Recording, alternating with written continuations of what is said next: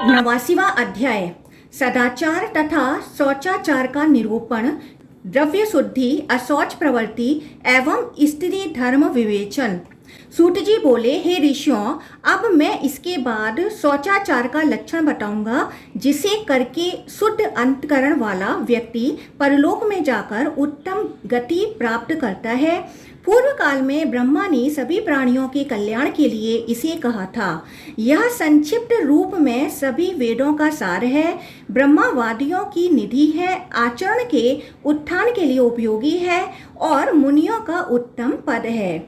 जो इसे करने में सदा सावधान रहता है वह मुनि है और वह दुखित नहीं होता है। मान तथा अपमान ये विष तथा अमृत कहे गए हैं। उनमें अपमान अमृत तथा सम्मान विष कहा जाता है। शिष्य को चाहिए कि गुरु के हित में संलग्न रहकर 1 वर्ष तक उनके पास निवास करे, नियमों तथा यमों में सदा सावधान रहे और उनसे उत्तम ज्ञान योग ग्रहण करके पुनः आज्ञा लेकर धर्म का विरोध न करते हुए इस पृथ्वी पर विचरण करे। भली भांति नेत्र से देखकर मार्ग पर चलना चाहिए। वस्त्र से पवित्र किए गए अर्थात छाने हुए जल को पीना चाहिए। सत्य से पवित्र वचन बोलना चाहिए और मन से पवित्र प्रतीत होने वाले आचरण को करना चाहिए। मत्स्य ग्रहण करने वाले को 6 महीनों में जो पाप लगता है उसे एक दिन अपवित्र जल के पान से होने वाले पाप के बराबर जानना चाहिए। अपवित्र जल का पान कर लेने पर 500 बार अघोर मंत्र का जप करना चाहिए। उससे व्यक्ति शुद्धि प्राप्त कर लेता है अथवा घृत स्नान आदि विस्तृत उपचारों से शिव की पूजा करनी चाहिए। इसके बाद उनकी 3 बार प्रदक्षिणा करके वह शुद्ध हो जाता है, इसमें संदेह नहीं है। योग वेता को आतिथ्य, श्राद्ध तथा सोम आदि यज्ञ में कहीं नहीं जाना चाहिए। इस प्रकार योगी अहिंसक हो सकता है। यह भली भांति निर्णीत बात है। बुद्धिमान को चाहिए कि अग्नि के धूम रहित तथा अंगार रहित हो जाने पर अर्थात अग्नि के शीतल हो जाने पर और सभी लोगों के भोजन कर चुकने पर उस घर में भिक्षा प्राप्त करे एवं उन घरों में प्रतिदिन भिक्षा ग्रहण न करे, अन्यथा दूसरे लोग अपमान करेंगे तथा निंदा करेंगे। अतः सज्जनों के धर्म को दूषित न करते हुए उचित भिक्षा प्राप्त करनी चाहिए। वन में रहने वालों के यहाँ तथा ययावरों के घरों में भिक्षा मांगनी चाहिए। यह योगी की सर्वश्रेष्ठ व्रति होती है। हे ब्राह्मणों, इसके बाद श्रेष्ठ आचार वाले दानशील, श्रद्धालु, श्रोतिया तथा महात्मा गृहस्थों के यहाँ भिक्षा प्राप्त करनी चाहिए। इसके बाद दुष्टता रहित तथा अपतित लोगों के यहाँ भी भिक्षा ग्रहण करें, किंतु सभी वर्णों के यहाँ भिक्षा मांगना जघन्य व्रति कही जाती है। यवागो मट्ठा, दूध, यावक, जौ से बना भोजन, पके हुए फल मूल, टूटे हुए अनाज, तिल और सत्तू भिक्षा में ग्रहण करना चाहिए। हे ऋषियों, मैंने योगियों की सिद्धि की वृद्धि करने वाले उन आहारों को बता दिया। उनके प्राप्त हो जाने पर इसे श्रेष्ठ भिक्षा कहा गया है। जो व्यक्ति प्रत्येक महीने में कुसा के अग्रभाग से जल बिंदु ग्रहण करता है और न्यायपूर्वक भिक्षाटन करता है, वह पूर्व में कहे गए भिक्षार्थी से श्रेष्ठ होता है। वृद्धावस्था, मृत्यु, गर्भवास तथा नरक आदि से भयभीत सन्यासी की भिक्षा दाएं भाग के समान है, इसलिए इसे भैच्य कहा जाता है। जो दही तथा दूध का सेवन करने वाले हैं और जो अन्य लोग कृच्छ आदि व्रतों के द्वारा शरीर को क्षीण करने वाले हैं, वे सब भिक्षावृत्ति वाले की 16वीं कला के भी बराबर नहीं है। जो परम पद चाहता है उसे नित्य भस्म में शयन करना चाहिए, भिक्षाटन करना चाहिए, इंद्रियों को वश में रखना चाहिए और पाशुपत व्रत करना चाहिए। चांद्रायण व्रत सभी योगियों के लिए उत्तम होता है। अपनी शक्ति के अनुसार इसे 1, 2, 3 अथवा 4 बार करना चाहिए। भिक्षुकों के लिए ये 5 व्रत हैं: अस्त्य, चोरी न करना, ब्रह्मचार्य, अलोभ, त्याग और परम अहिंसा, क्रोध न करना, गुरु की सेवा, शुद्धता, आहार की अल्पता और प्रतिदिन स्वाध्याय। ये नियम बताए गए हैं। माता पिता से प्राप्त संस्कार, अपने स्वभाव, धन आदि तथा संचित कर्म, इन सब से देवताओं द्वारा मनुष्य वन में दुर्गा हाथी की भांति बंधनग्रस्त हो जाता है। सभी यज्ञ क्रियाएं देवतुल्य स्वर्ग प्राप्त कराने वाली हैं। यज्ञ से श्रेष्ठ जप को तथा जप से श्रेष्ठ ज्ञान को बताया गया है, किंतु आसक्ति तथा राग से रहित ध्यान ज्ञान से भी श्रेष्ठ है। उसके प्राप्त हो जाने से शाश्वत पद की प्राप्ति हो जाती है। ज्ञान से विशुद्ध बुद्धि वाले लोगों ने इंद्रियों के दमन, मन पर नियंत्रण, सत्य, पापहीनता, मौन, समस्त प्राणियों के प्रति सरलता और अतीन्द्रिय ज्ञान को शिव स्वरूप बताया है। एकाग्रचित्त वाला ब्रह्मापरायण, प्रमाद रहित, शुद्ध एकांत का सेवन करने वाला तथा जितेंद्रिय महात्मा ही इस पाशुपत योग को प्राप्त कर सकता है, ऐसा निष्कलंक तथा निष्पाप महर्षिगण कहते हैं। इस शुद्ध योग मार्ग रूपी अंकुश से नियंत्रित व्यक्ति दग्ध बीज वाला तथा पाप रहित होकर अभीष्ट फलों को प्राप्त करता है। जो सदाचार परायण, शांत, अंतकरण की वृत्तियों को निर्गहित कर लेने वाले तथा अपने धर्म का पालन करने वाले हैं, वह सभी लोकों को जीतकर ब्रह्मालोक चले जाते हैं।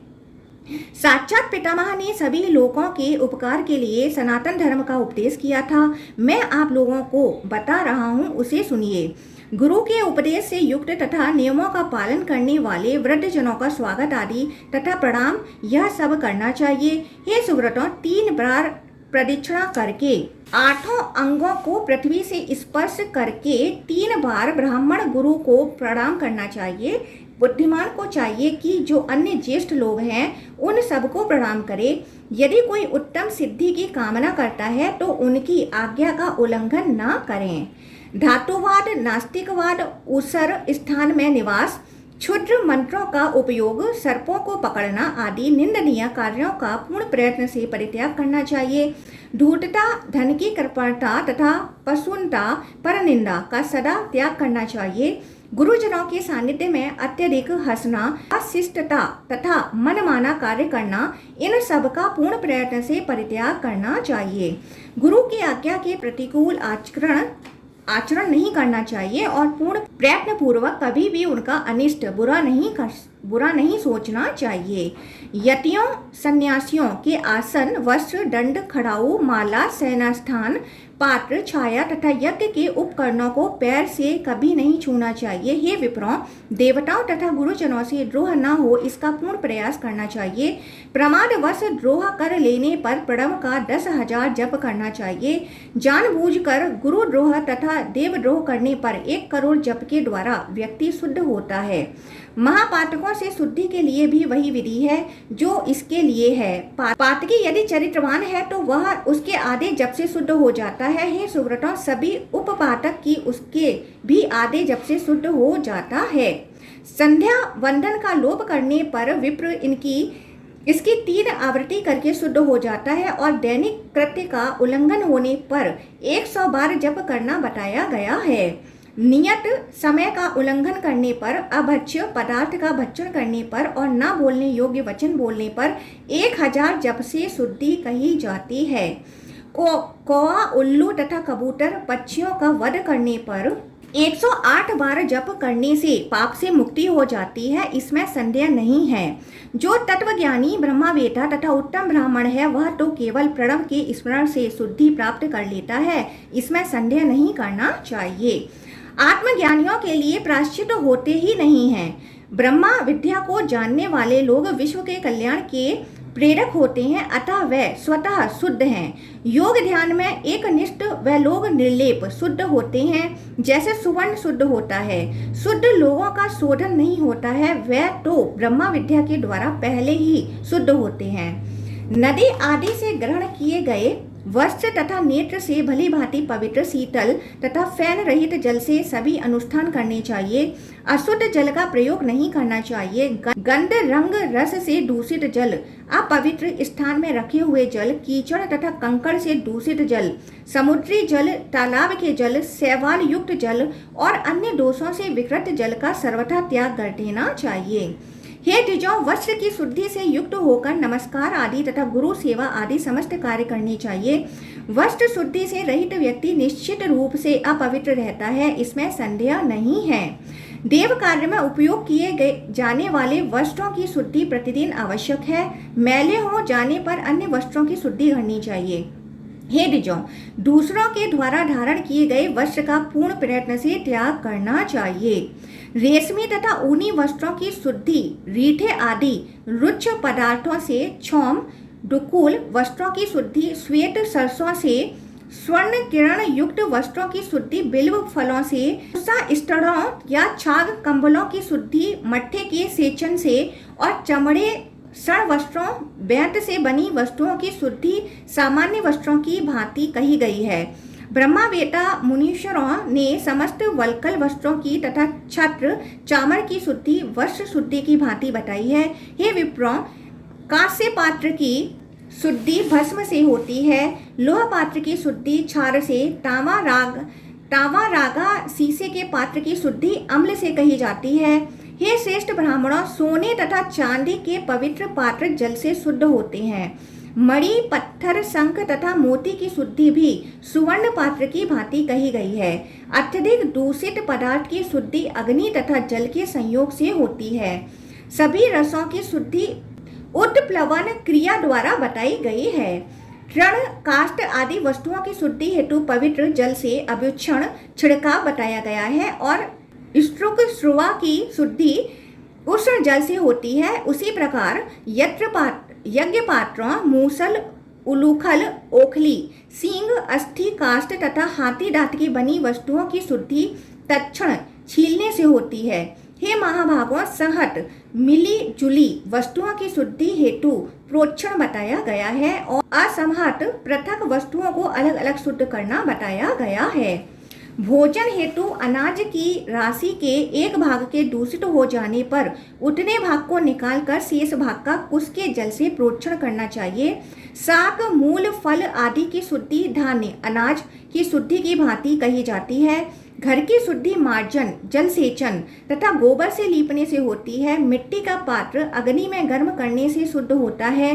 भूमि की शुद्धि खनन खोदने से, गाय के गोबर से लीपने से, मलापकरण से, गाय के निवास से तथा जल के द्वारा सेचने से बताई गई है। भूमि पर ठहरा हुआ जल जो अपवित्र पदार्थ से युक्त न हो तथा गंध वर्ण रस से युक्त हो, वह गाय के द्वारा प्यास बुझने तक पी लिए जाने पर शुद्ध हो जाता है। बछड़ा गोदोहन के समय शुद्ध होता है, और पक्षी चोंच द्वारा फल गिराने के समय शुद्ध होता है। भार्या की आकांक्षा से रति के समय गृहस्थों के लिए पत्नी शुद्ध होती है। धर्मवेता को चाहिए कि धोबी के द्वारा हाथ से धोए गए वस्त्र को विधि पूर्वक कुश के जल से प्रेक्षित करके धारण करें। खान से निकालकर विक्रय हेतु फैलाई गई वस्तुओं में वर्णाश्रम विभाग के अनुसार शुद्धता होती है, और मृगया में हरिण आदि पशुओं को पकड़ते समय श्वान शुद्ध होता है। हे द्विज श्रेष्ठों, अनिषिद्ध छाया, वेद पाठ के समय मुख से निकली बूंदें, विप्र, मक्खियां, धूल, भूमि, वायु, अग्नि, ये सब स्पर्श के लिए सदा शुद्ध होते हैं। हे विप्रों, सोकर उठने पर, भोजन के अनंतर, छींक आने पर, जल आदि पीने पर, थूकने पर और अध्ययन के आदि में पवित्र होते हुए भी फिर से आचमन करना चाहिए। अन्य लोगों के द्वारा किए गए आचमन की जो बूंदें पैरों पर पड़ जाएं, उन्हें धूल के समान समझना चाहिए, उनसे कोई अशुद्ध नहीं होता है। मैथुन के समय अनंतर पतित का स्पर्श करके, मुर्गा, सुअर, कौवा, कुत्ता, ऊंट, गधा, यूप, चांडाल आदि का स्पर्श करके व्यक्ति स्नान के द्वारा शुद्ध होता है। रजस्वला, प्रसूता तथा शूद्रा स्त्री का स्पर्श नहीं करना चाहिए। जनना शौच तथा मरना शौच से युक्त व्यक्तियों को चाहिए कि अपने संबंधियों की स्त्रियों में रजस्वला स्त्री को न छुएं, और छू लेने पर वह स्नान करके ही शुद्ध होता है। हे सुव्रतों, सन्यासियों, वानप्रस्थियों, नैष्टिक ब्रह्मचारियों, राजाओं तथा उनके मंत्रियों को अशौच नहीं लगता है। कार्य में अवरोध न हो इसलिए राजाओं को, भ्रमणशील सन्यासियों और ब्राह्मणों को तथा पतित जनों के लिए संभव न होने के कारण अशौच नहीं होता है। कुछ भी संचय न करने वाले ब्राह्मणों, यज्ञ के लिए दीक्षित यजमान तथा जिन्हें अशौच काल में उसकी जानकारी न हुई हो, ऐसे लोगों की स्नान मात्र से शुद्धि हो जाती है। यज्ञ में दीक्षित ऋत्विजों तथा उनकी वैदिक शाखा का अध्ययन करने वालों का अशौच ब्रह्मा जी ने एक दिन का बताया है। अपने गोत्र से भिन्न जनों की शुद्धि 4 दिनों में हो जाती है, क्योंकि उनके लिए जनना शौच तथा मरना शौच 3 दिनों से अधिक नहीं होता है। परिवार में मृत्यु हो जाने पर बांधवों की 10 दिनों में शुद्धि हो जाती है। जन्म के 10 दिन के बाद 6 मास के भीतर बालक की मृत्यु होने पर 1 दिन का अशौच होता है। तत्पश्चात 7 वर्ष से छोटे बालक की मृत्यु होने पर 3 रात का अशौच होता है। 7 वर्ष से बड़े उपनीत ब्राह्मण बालक की मृत्यु पर 10 दिन का अशौच होता है, किंतु विकल्प से पिता के लिए 1 दिन का भी अशौच बताया गया है। माता के लिए तो 10 दिन का अशौच रहता ही है। 3 वर्ष से कम के बालक की मृत्यु पर बांधवों की शुद्धि स्नान मात्र से हो जाती है, किंतु पिता की शुद्धि सदा ही 3 रात्रि के उपरांत ही होती है। 8 वर्ष से अधिक के संबंधी की मृत्यु होने पर बांधवों की शुद्धि 1 दिन में हो जाती है। हे सुव्रतों, 8 वर्ष के बाद 12 वर्ष के पहले तक स्त्रियों को 3 रात तक का अशौच होता है। 7वीं पीढ़ी के बाद सब पिंडता समाप्त हो जाती है। 10 दिन बीत जाने पर अशौच का ज्ञान होने पर 3 रात का अशौच होता है। हे विप्रों, 6 मास के पहले मृत्यु की जानकारी होने पर पक्षिणी 2 रात 1 दिन का अशौच होता है, और उसके बाद 1 वर्ष से पहले 1 दिन का अशौच होता है। वर्ष व्यतीत हो जाने पर स्नान मात्र से सब पिंडों की शुद्धि हो जाती है। सबका स्पर्श कर लेने पर 3 रात में शुद्धि होती है। धर्म के लिए स्नान ही शुद्धि हेतु कहा जाता है। बांधव न होने पर सबका दाह करने वाले तथा उसे ले जाने वालों के लिए स्नान मात्र ही विहित है। सबके साथ यात्रा में जाने पर स्नान करके तथा घृत का प्राशन करने पर व्यक्ति शुद्ध होता है। हे द्विजों, आचार्य तथा श्रोतियों के मरण में 3 रात का अशौच होता है। माता के भाइयों के मरण में पक्षिणी अशौच होता है, और उपकारी जनों के मरण में 3 रात का अशौच होता है। राजाओं, सामंतों तथा देशांतर वासियों के मरण में स्नान मात्र से शुद्धि हो जाती है। हे श्रेष्ठ ब्राह्मणों, क्षत्रियों का अशौच 12 दिन का होता है। अभिषिक्त राजा के रण में मरने पर बांधवों को अशौच नहीं होता है। वैश्य 15 दिन में और शूद्र 1 महीने में शुद्ध होता है। हे विप्रों, इस प्रकार मैंने संक्षेप में अत्युत्तम द्रव्य शुद्धि का वर्णन कर दिया। पूर्व की भांति यतियों का अशौच होता ही नहीं है। हे द्विजों, अब मैं स्त्रियों के रजोधर्म की प्रवृत्ति का वर्णन करता हूँ।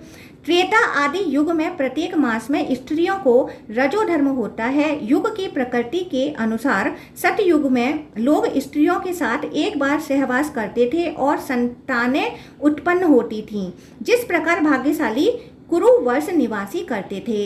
हे सुव्रतों, दक्षिण में भारतवर्ष में वर्णाश्रम व्यवस्था त्रेता युग से लेकर है। यह व्यवस्था अन्य 8 किम पुरुष आदि वर्षों में, महावीत में तथा सुवीत में नहीं है। शाक दीप आदि द्वीपों में भारत के ही समान धर्म की व्यवस्था बताई गई है। सतयुग में लोगों की वृत्ति सहज आनंद की थी। त्रेता में ग्रह, वृक्ष आदि पर आधारित वृत्ति थी। वही वृत्ति बाद में रजोदोष के कारण लोगों के राग देश पर आधारित हो गई।